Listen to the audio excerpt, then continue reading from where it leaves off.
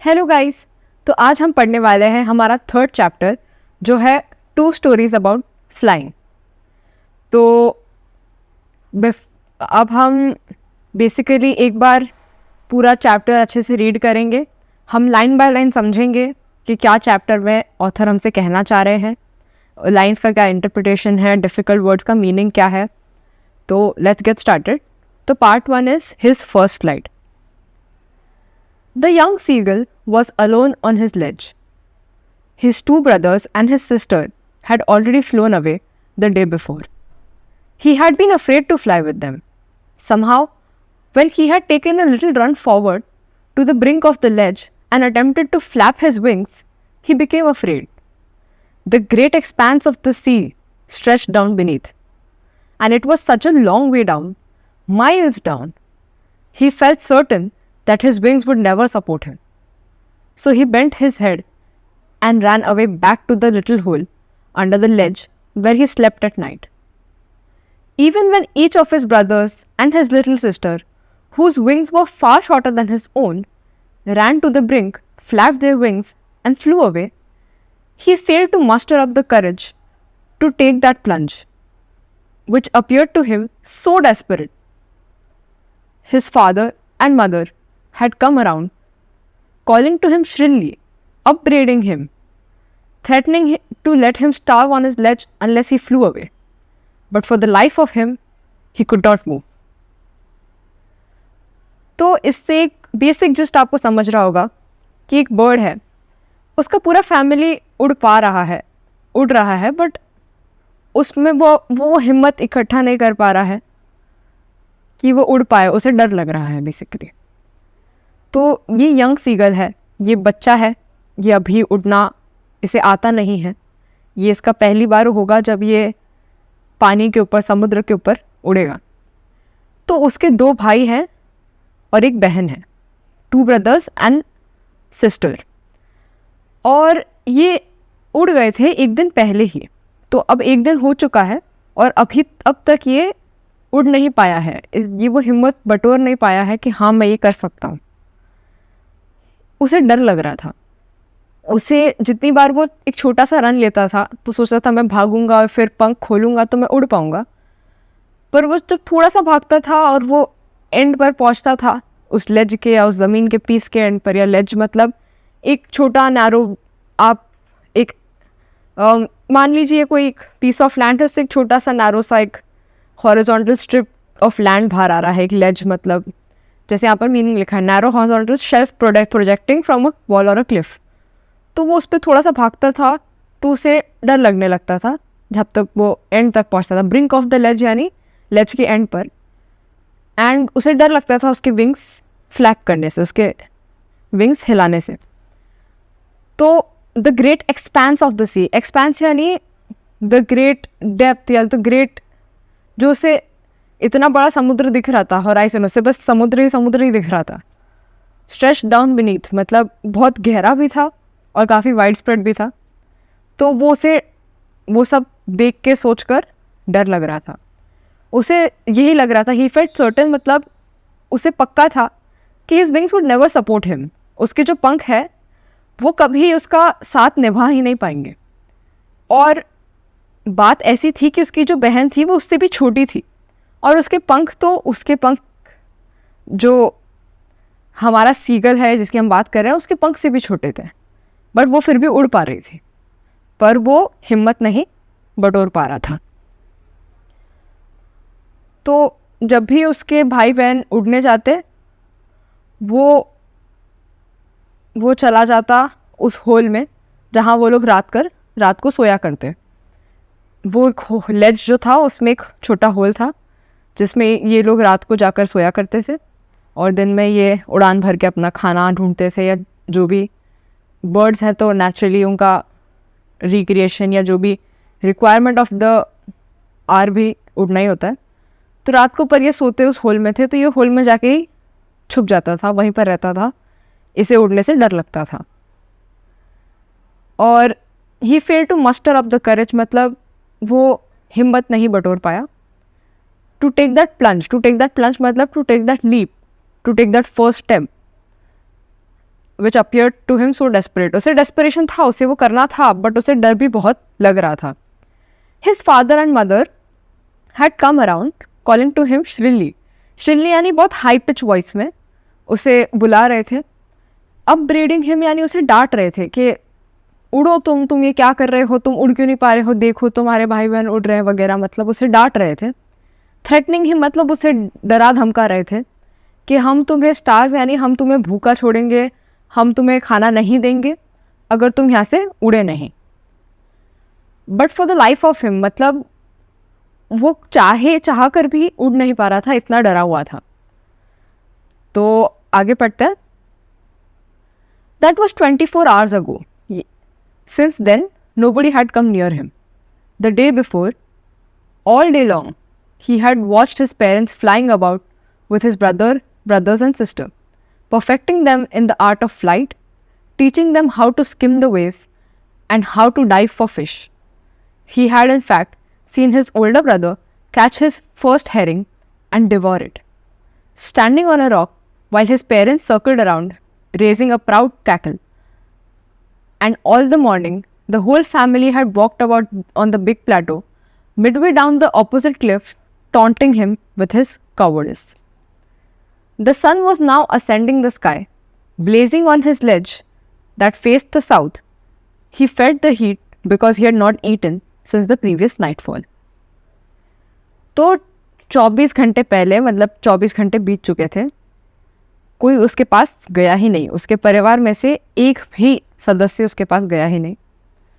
उसके एक दिन पहले जब वो 24 घंटे जो बीत चुके, जब उसके पास कोई आया नहीं, उसमें क्या हुआ वो उसने डिस्क्राइब किया है कि उसके जो पेरेंट्स हैं वो उसके भाई, दोनों भाइयों और बहन के साथ उड़ रहे थे और वो उन्हें सिखा रहे थे. परफेक्टिंग देम मतलब उन्हें वो उस कार्य में निपुण होना सिखा रहे थे. They were teaching them to expertise उसमें लाना, परफेक्शन लाना अपने काम में. In the art of flight, flight यानी उड़ान भरने की जो कार्य होता है वो. Teaching them how to skim the waves. Skim the waves मतलब पानी अगर बह रहा है तो आप बस उसके ऊपर जस्ट टच करके, स्किम मतलब बहुत जेंटल टच या बहुत जेंटल कॉन्टैक्ट, तो आप बहुत नज़दीकी से पानी के ऊपर से उड़ रहे हैं. Skim the waves. And how to dive for fish. Dive for fish मतलब वो सीगल्स हैं तो वो कुछ ऊंचाई पर उड़ते हैं. उन्हें जब दिखता है कि कोई फ़िश ऊपर सांस लेने आई है या कोई फ़िश ऊपर तैर रही है तो वो तुरंत तेज़ी से पानी की ओर एकदम तेज़ी से उड़ते हैं, जिसे डाइव कहना कहते हैं, मतलब पानी की ओर गिरते हैं, फ़िश को अपनी चोंच पे पकड़ते हैं और फिर से तेज़ी से ऊपर उड़ जाते हैं. तो ये जो गिरने और उठने का जो बेसिकली है फ्लाइट का मोशन, उसे हम डाइविंग कहते हैं. तो ये भी सिखा रहे थे आप खाना कैसे पकड़ेंगे, आप फ़िश कैसे पकड़ेंगे, क्योंकि फ़िश ही उनका मेन डाइट होता है. तो उसने देखा था, he had in fact seen his older brother, जो उसका बड़ा भाई है, catch his first herring. Herring मतलब एक सॉफ्ट फिन्ड सी फिश. तो उसने देखा उसके भाई को उसकी पहली मछली पकड़ते हुए. एंड डिवर इट मतलब खाते हुए, उसे मतलब नोच कर अलग. डिवर इट मतलब खाना बेसिकली, पर फिश को पक्षी कैसे खाएगा या मतलब इमेजिन कर ही सकते. तो स्टैंडिंग ऑन अ रॉक, एक रॉक पर फिश रखकर वो उसे खा रहा था. और उसके जो पेरेंट्स हैं उसके इर्द गिर्द मंडरा रहे थे. Raising a proud cackle. Cackle यानी एक high pitch Sriki voice. Sriki cackle मतलब हाई पिच बात करना. एंड प्राउड मतलब दे वर प्राउड कि उनका बेटा उड़ना सीख गया, उनका बेटा डाइव करना सीख गया, उनके बेटे ने उसकी पहली मछली भी पकड़ ली और अब खा भी रहा है. तो as a parent they felt very proud. तो प्राउड कैकल मतलब वो बहुत प्राइड के साथ बहुत हाई पिच्ड वॉइस में चिल्ला रहे थे और उसके इर्द गिर्द मंडरा रहे थे, circling around him. And all morning the whole family had walked about on the big plateau midway. तो जो एक बड़ा प्लेटो था जिसके एंड पर ये लेज था, उस पर बाकी के दिन ये फैमिली जो इनका था, हमारे सीगल को छोड़ के जो बाकी के लोग थे वो वहाँ चल रहे थे और ऑपोजिट क्लिफ से उसको टॉन्ट कर रहे थे, उसे ताना मार रहे थे. ऑन हिज कावर्डिस यानी उसका जो डर था, वो जो भाग रहा था, वो जो डर रहा था, उसके ऊपर उसे टॉन्ट कर रहे थे. अब the sun was now ascending the sky, मतलब अब अगली सुबह हो गई थी. असेंडिंग मतलब rising, the sun was rising in the sky, blazing on his ledge that face the south. तो उस जो सन की किरणें हैं उसके लेज पर गिर रही थी, जो लेज जो है बेसिकली साउथ फेस कर रहा था. उसे वो थोड़ी सी हीट, मतलब सनराइज होता है, ज़्यादा हीट भी नहीं होती है, बट उससे वो थोड़ी सी हीट भी महसूस हो रही थी, क्योंकि उसने पिछली रात से कुछ खाया ही नहीं था. ना वो उसके परिवार वाले उसके पास आए थे ताकि वो उसे कुछ खाना दे, उल्टा वो उसका मजाक उड़ा रहे थे, उसे चिढ़ा रहे थे कि तुझसे कुछ हो नहीं रहा, तू तो डरपोक है. और उसे कुछ खाना मिला नहीं, वो उड़ नहीं पाया, वो चाह कर भी नहीं उड़ पा रहा था, बहुत डर रहा था, और ना ही उसे खाना दिया गया. तो जाहिर सी बात है थोड़ा कमज़ोर महसूस कर रहा होगा. तो वो थोड़ी सी भी जो सूर्य की किरण गिर रही थी उससे वो हीट महसूस हो रही थी. He stepped slowly out to the brink of the ledge, and standing on one leg, with the other leg hidden under his wing, he closed one eye, then the other, and pretended to be falling asleep. Still, they took no notice of him. He saw his two brothers and his sister lying on the plateau, dozing with their heads sunk into their necks. His father was preening the feathers on his white back. Only his mother was looking at him. She was standing on a little high hump on the plateau, her white breast thrust forward. Now and again she tore at a piece of fish that lay at her feet, and then scraped each side of her beak on the rock. The sight of the food maddened him. How he loved to tear food that way, scraping his beak now and again to wet it. तो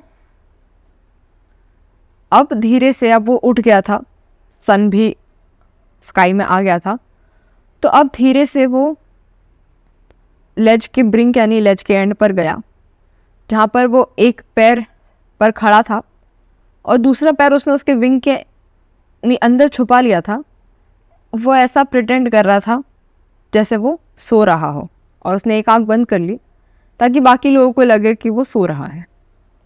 but फिर भी किसी ने, उसके परिवार में से किसी ने भी उसकी ओर देखा नहीं, उसे नोटिस ही नहीं किया.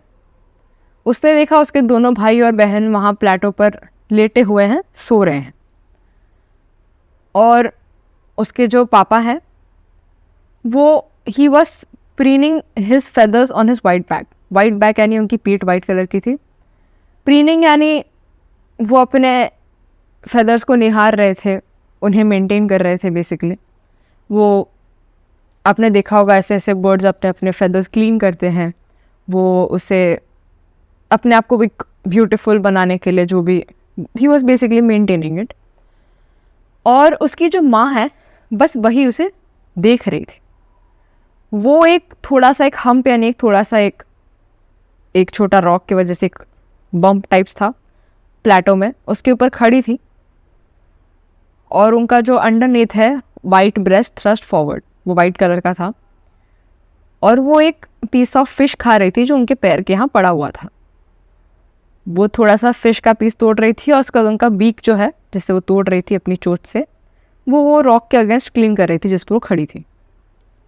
तो अब खाना देखकर इसे पागलपन होने लगा, इसने क्योंकि एक रात से कुछ खाया था नहीं, और उसे याद आने लगी कि उसे कितना अच्छा लगता था खाना को उसी तरह टेर करके, उसी तरह चीर फाड़ के खाना, और अपनी चोट से बेसिकली खाना मत. वो उस थॉट से उसको अंदर से पागलपन जैसा लग रहा था, क्योंकि उसे बहुत भूख लग रही थी. गा गा गा he cried, begging her to bring him some food. Go, call, ah! She screamed back derisively, but he kept calling plaintively, and after a minute or so, he uttered a joyful scream. His mother had picked up a piece of the fish and was flying across to him with it. He leaned out, eagerly tapping the rock with his feet, trying to get nearer to her as she flew across. But when she was just opposite to him, she halted, her wings motionless, the piece of fish in her beak. Almost within reach of his beak, he waited a moment in surprise, wondering why she did not come nearer. And then, maddened by hunger, he dived at the fish. With a loud scream, he fell outwards and downwards into space. Then, a monstrous terror seized him, and his heart stood still. He could hear nothing. But it only lasted a minute, and the next moment, he felt his wings spread outwards. The wind rushed against his breast feathers, and then under his stomach, and against his wings. He could feel the tips of his wings cutting through the air. He was not falling headlong now. He was soaring gradually downwards and outwards. He was no longer afraid. He just felt a bit dizzy. He then flapped his wings once and he soared upwards. Ga ga ga ga ga ga, cow call ah. His mother swooped past him, her wings making a loud noise. He answered her with another scream. Then his father flew over him, screaming. Then he saw his two brothers and his sister flying around him, curveting and banking and soaring and diving. तो अब यूँ हुआ कि उसने देखा कि उसकी माताश्री जो है वो खाना खा रही हैं और उसे लगी थी बहुत तेज़ भूख. तो उसने अपनी मम्मी को पुकार लगाई कि प्लीज़ मेरे लिए कुछ खाना ले आओ.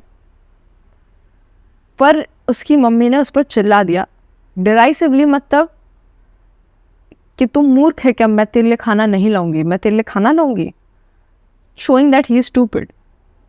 इस तरह से उस पर चिल्ला दिया. बट उसे इतनी भूख लगी थी, वो इररिस्पेक्टिव ऑफ द फैक्ट कि उसकी मम्मी उसको डांट रही थी या उसे स्टूपिड कह रही थी, वो अपनी मम्मी को पुकार रहा था, कह रहा था कि प्लीज़ खाना ले आओ.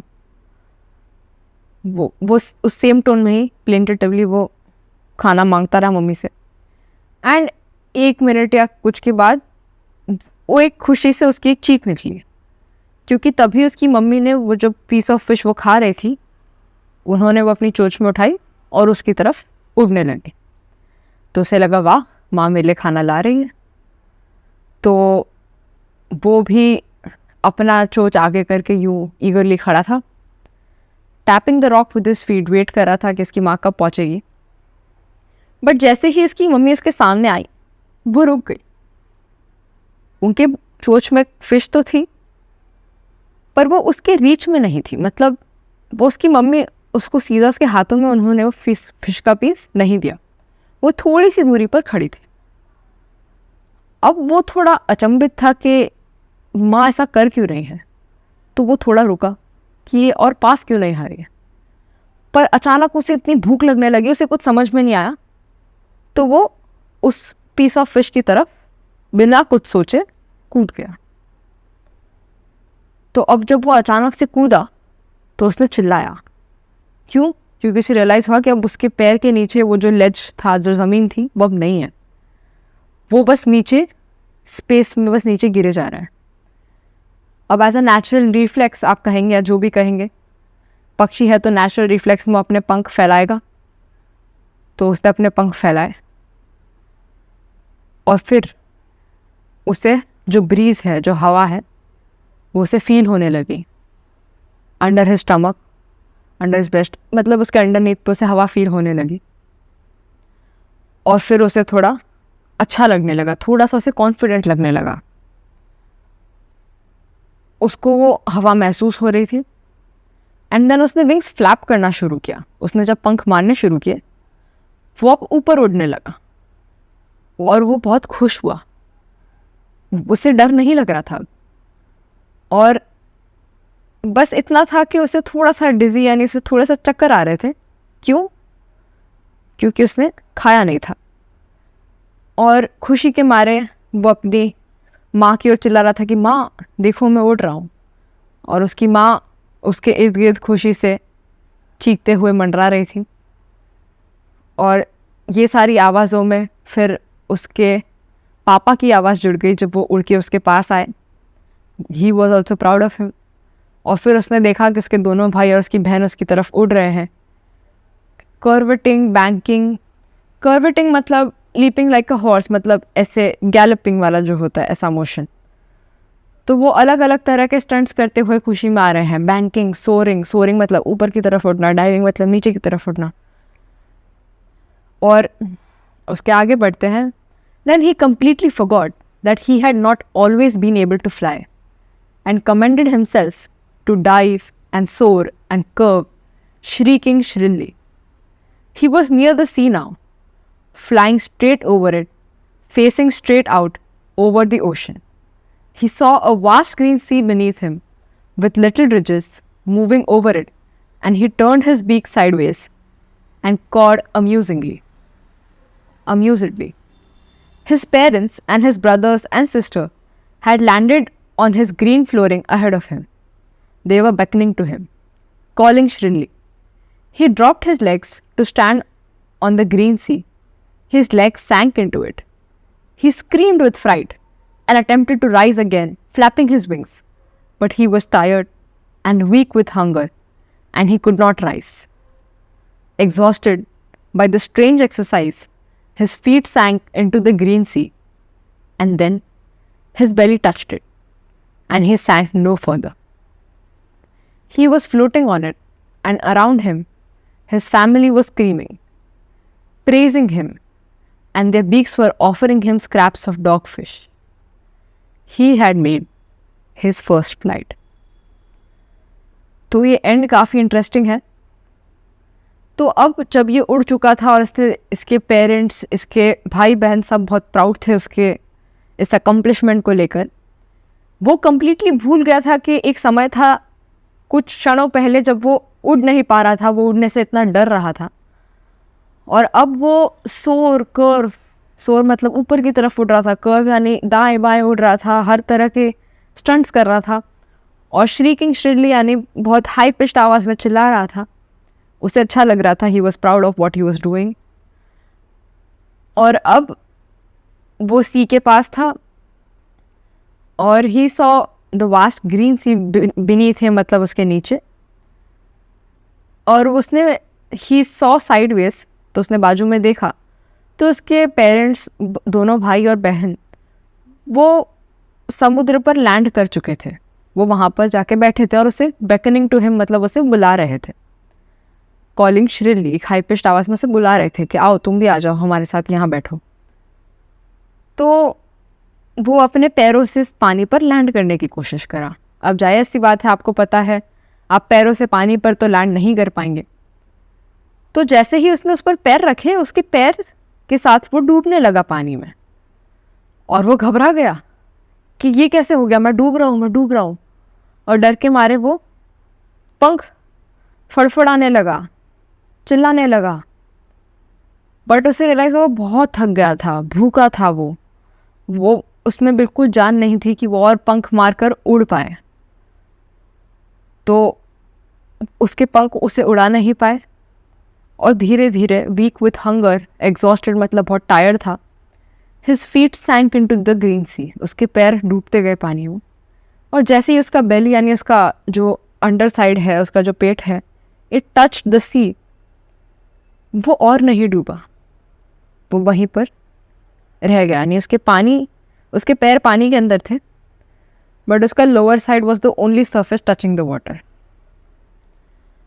और फिर वो फ्लोट कर रहा था जैसे कि उसकी पूरी फैमिली कर रही थी। और ये देखकर उसकी फैमिली बहुत प्राउड हुई। They were praising him with their beaks, offering him scraps of dogfish. उसे वो सामने से खाना ऑफर कर रहे थे, ये लो डॉग फिश खाओ, तुमने बहुत उम्दा काम किया है। और इसी तरह उस सीगल ने अपनी पहली उड़ान भरी। He made his first flight. काफ़ी इंस्पायरिंग और अच्छी स्टोरी है कि if you push your limits, अगर आपकी लिमिट्स टेस्ट कर दी जाए, आपको भूखा रखा है, आपको खाना चाहिए ही था, आपके अंदर एक डेस्परेशन है, you can achieve anything that you want, and आप कर सकते हैं जैसे सीगल ने किया है। तो second part is the black aeroplane. The moon was coming up in the east behind me, and the stars were shining in the clear sky above me. There wasn't a day, there wasn't a cloud in the sky. I was happy to be alone high up above the sleeping countryside. I was flying my old Dakota aeroplane over France back to England. I was dreaming of my holiday and looking forward to being with my family. I looked at my watch, 1:30 in the morning. I should call Paris Control soon, I thought. As I looked down, past the nose of the aeroplane, I saw the lights of a big city in front of me. I switched on the radio and said, Paris Control, Dakota DS-088 here. Can you hear me? I am on my way to England. Over.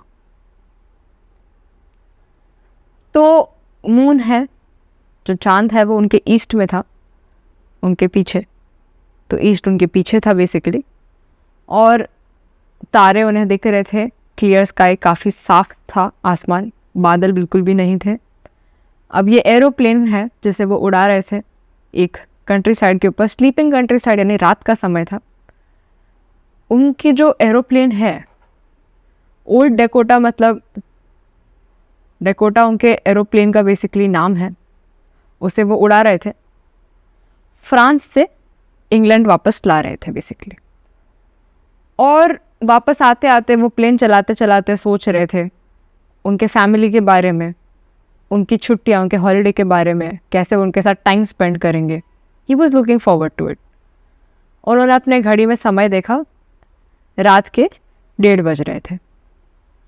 तो अब उन्होंने सोचा कि क्योंकि 1:30 बज गए हैं, मुझे पेरिस कंट्रोल, यानी पेरिस में जो एयरप्लेन कंट्रोल सिस्टम है, एविएशन कंट्रोल सिस्टम, उनको मुझे फ़ोन करना चाहिए, ये कहते हुए कि देखो मैं थोड़ी देर में पहुंच जाऊंगा, क्या मैं रनवे क्लियर है, क्या मैं लैंड कर सकता हूँ वगैरह, वेदर अपडेट्स वगैरह सब कुछ अपडेट्स लेने के लिए कि मुझे क्या करना है. अब ऐसा उन्होंने सोचा कि मैं थोड़ी देर में मुझे फ़ोन कर देना चाहिए क्योंकि 1:30 बज गए हैं.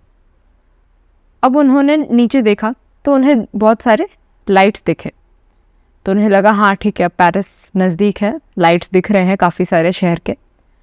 तो उन्होंने रेडियो ऑन करा और उन्होंने कहा कि पेरिस कंट्रोल, मैं डकोटा DS-088 उनकी प्लेन का नाम है, मैं इंग्लैंड से यहाँ आ रहा हूँ, क्या आपको मेरी आवाज़ आ रही है? The voice from the radio answered me immediately. DS-088, I can hear you. You ought to turn 12 degree west now. DS-088, over. I checked the map and the compass, switched over to my second and last fuel tank, and turned the Dakota 12 degrees west towards England. I'll be in time for breakfast, I thought. A good, big English breakfast. Everything was going well. It was an easy flight.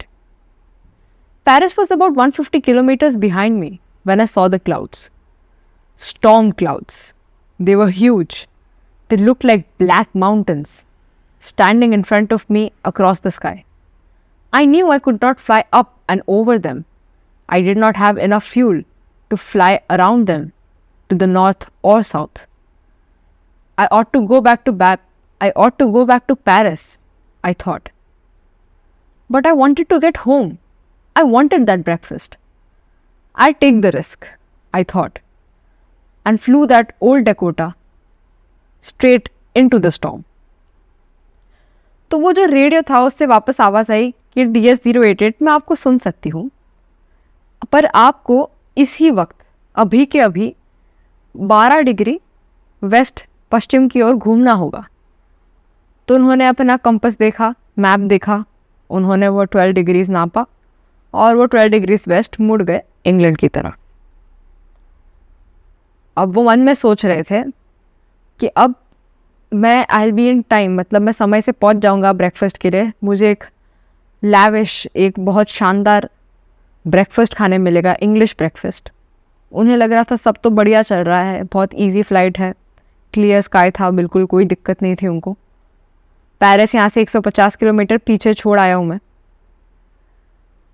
और जब ये सब वो सोच रहे थे तभी उन्हें सामने बादल दिखे, पर वो कोई आम बादल नहीं थे, वो थे स्टॉर्म क्लाउड्स, आंधी, स्टॉर्म के बादल.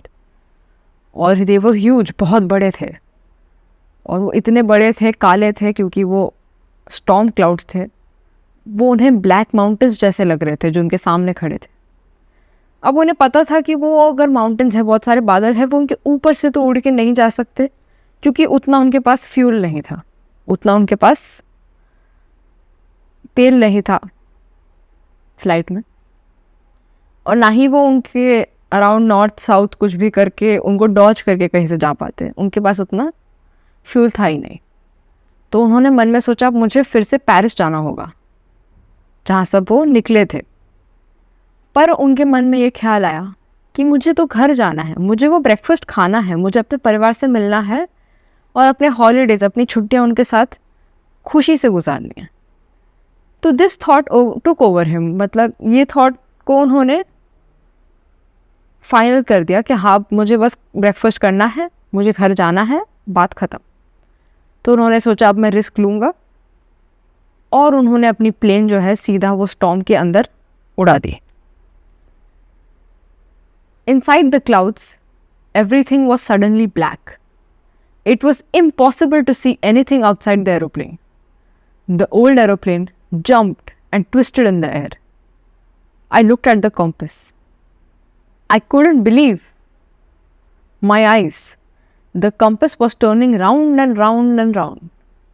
It was dead. It would not work. The other instruments were suddenly dead too. I tried the radio. Paris control, can you hear me? There was no answer. The radio was dead too. I had no radio, no compass, and I could not see where I was. I was lost in the storm. Then, in the black clouds quite near me, I saw another aeroplane. It had no lights on its wings, but I could see it flying next to me through the storm. I could see the pilot's face turned towards me.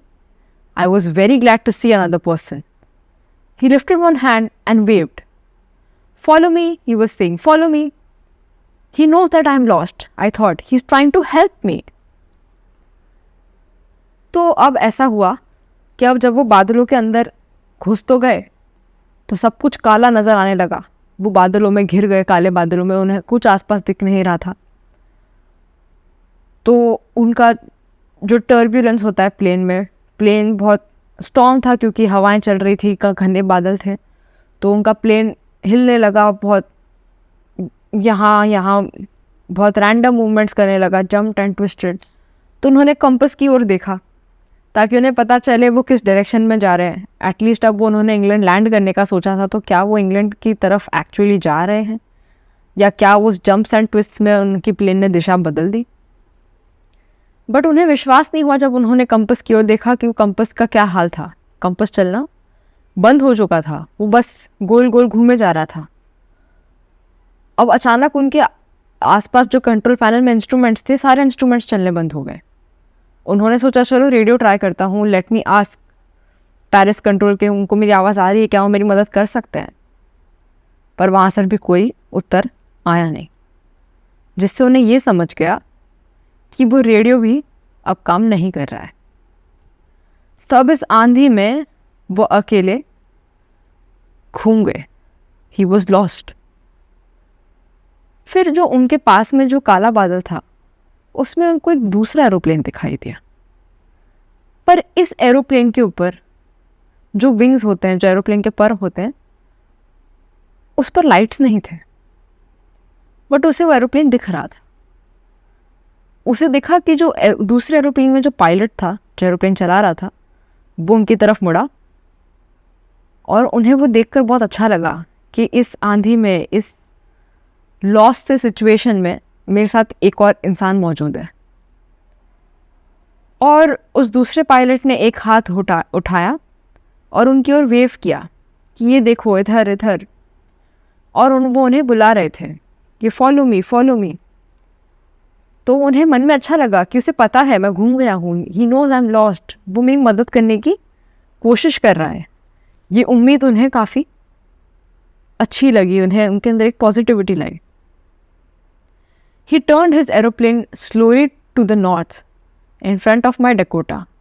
so that it would be easier for me to follow him.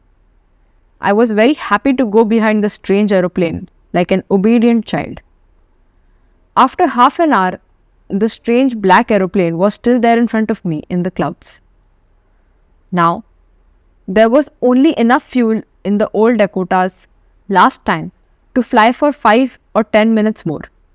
I was starting to feel frightened again, but then he started to go down, and I followed through the storm. Suddenly, I came out of the clouds and saw 2 long straight lines of lights in front of me. It was a runway, an airport. I was safe. I turned to look for my friend in the black aeroplane, but the sky was empty. There was nothing there. The black aeroplane was gone. I could not see it anywhere. I landed and was not sorry to walk away from the old Dakota near the control tower. I went and asked a woman in the control center where I was and who the other pilot was. I wanted to say thank you. She looked at me very strangely and then laughed. Another aeroplane? Up in this storm? No other aeroplanes were flying tonight. Yours was the only one I could see on the radar. So who helped me to arrive there safely without a compass or a radio or without any more fuel in my tanks? Who was the pilot on the strange black aeroplane flying in the storm without light? तो अब जब दूसरे plane के pilot ने इशारा किया उनकी ओर, तो उन्होंने अपनी प्लेन घुमा ली और उन्होंने उनका पीछा करना शुरू कर दिया. जहाँ जहाँ वो काली प्लेन जो दूसरी प्लेन जा रही थी उसके बिल्कुल पीछे वो चल रहे थे. Like an obedient child. Obedient यानी एक अच्छा बच्चा जो अपने पेरेंट्स की बात मानता हो, आदरणीय, जो बातों आदेश का पालन करे. आफ्टर हाफ एन आवर, आधे घंटे बाद, वो एरोप्लेन फिर भी उनके सामने ही था बादलों में. अब उन्होंने जब देखा कि उनके टैंक में कितना फ्यूल बचा है वो और कितनी देर उड़ पाएंगे, तो उन्हें रियलाइज़ हुआ कि 5-10 मिनट से ज़्यादा फ्यूल है ही नहीं उनके पास. उन्हें 5-10 मिनट के अंदर कहीं ना कहीं लैंड करना होगा, वरना प्लेन में फ्यूल नहीं बचेगा और प्लेन क्रैश हो जाएगा. और ये सोचते ही उन्हें फिर से डर लगने लग गया. पर तभी उन्हें सडनली जब रियलाइज़ हुआ कि जो आगे की प्लेन है वो भी नीचे की तरफ जाने लगी, स्टार्टेड डिसेंडिंग, और ही फॉलोड, वो उनके पीछे पीछे नीचे जाने लगे. और जब वो बादलों से बाहर आए तो उन्हें 2 लंबी कतारें लाइट्स की दिखी, विच सिग्निफाइड कि रनवे विजिबल था, रनवे बस यही था. उन्हें एयरपोर्ट दिख गया था. अब वो सेफ थे, वो स्टॉर्म से, उस बादल से बाहर आ चुके थे. और उन्होंने मुड़ के देखा कि वो ब्लैक एरोप्लेन में उनका जो दोस्त था वो कहाँ गया. पर जब उन्होंने आजू बाजू देखा उन्हें कोई प्लेन नज़र नहीं आया. फिर उन्होंने प्लेन लैंड करी और तुरंत वहाँ से प्लेन से निकल गए, वॉकड अवे. वो वहाँ से उतर के निकल गए उनकी प्लेन से और कंट्रोल टावर गए. और उन्होंने पूछा वहाँ पर जो औरत बैठी थी उनसे कि वो दूसरा पायलट कौन था. और वो मुझे एक्चुअली उनसे थैंक यू, उन्हें धन्यवाद कहना था कि उन्होंने मेरी मदद की, उन्होंने मुझे रनवे दिखाया और मैं लैंड कर पाया, वरना ये सब नहीं हो पाता. तो वो जो औरत थी वो बहुत अजीब तरीके से उन्हें देखने लगी और फिर वो हंसती, कहती है, एक और एरोप्लेन इस टॉम में, पागल हो गए हो क्या? उन्होंने कहा कि यहाँ पर और कोई एरोप्लेन था ही नहीं, रेडार में बस आपका ही एक एरोप्लेन दिख रहा था और कोई एरोप्लेन आज रात को यहाँ पर उड़ रहा था ही नहीं. तो अब वो यही विचार कर रहे थे कि उनकी मदद की तो की किसने, जिसको पता था कि ना उनका कंपास चल रहा है, ना उनका रेडियो चल रहा है, ना उनके पास फ्यूल है, और उन्हें सेफली एयरपोर्ट पर लैंड करवाया without lights in the presence of a storm. था कौन ये पायलट जो एक स्ट्रेंज ब्लैक एरोप्लेन उड़ा रहा था? ये क्वेश्चन उनके मन में रह गया और उसी नोट पर ये चैप्टर ख़त्म हो गया। Thank you guys, see all in the next video. I hope सब कुछ अच्छे से समझ में आ गया होगा।